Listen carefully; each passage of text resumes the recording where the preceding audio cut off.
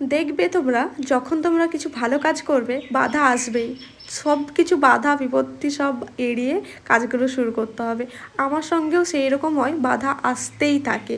তো তোমাদের সঙ্গে কি তাই হয়? কমেন্ট করে অবশ্যই কিন্তু জানাবে। হ্যালো এভরিওয়ান, কেমন আছো সবাই? আশা করছি ভালো আছো। আলহামদুলিল্লাহ, সকলের দোয়াতে আমিও ভালো আছি। নতুন একটা মিনি ব্লগে তোমাদেরকে স্বাগত জানাই।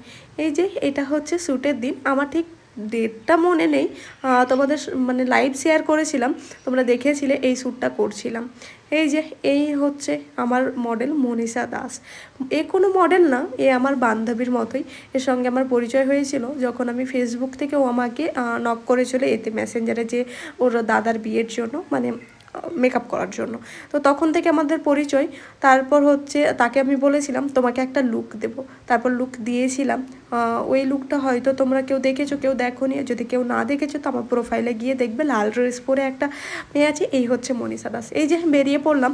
এবার কি কি বাধা বিপত্তি এসেছিলো সেটাই আমি তোমাদের সঙ্গে একটু শেয়ার করি।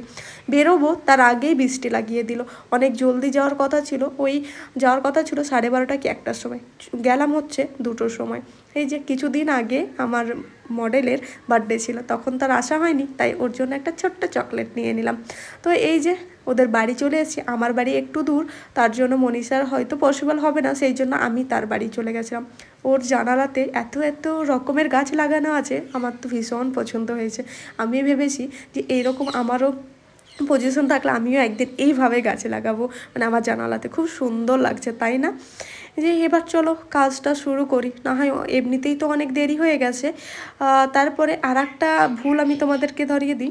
আমি একটা লেন্স, যেই লেন্সটা পরাবো ভেবেছিলাম, ওই লেন্সটাই আনতে ভুলে গেছি। বললাম না, কিছু না কিছু প্রবলেম হতেই থাকে।